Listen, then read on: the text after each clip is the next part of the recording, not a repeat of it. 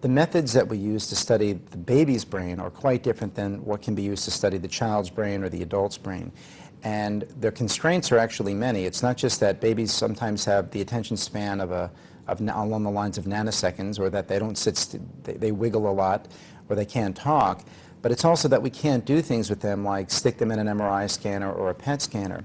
And so we're pretty much confined to recording brain activity from them. And even there, the challenge has been, how long will a baby let you sit? How long will a baby sit while you're putting electrodes on their head? And it turned out to be the case that over the years, the technology has evolved to the point where we're now able to put 128 electrodes on a baby's head in the form of a little net, and it goes on in just 5 minutes. It also turns out that babies actually have never objected to us putting electrodes on the head. They don't like their heads touched very much, but that's just in general. Once the electrodes are on, they just completely forget about it, and they're pretty cooperative, at least as cooperative as babies go. So the special constraint in studying infant brain development is that we can really only do recordings of brain activity and not other more sophisticated things.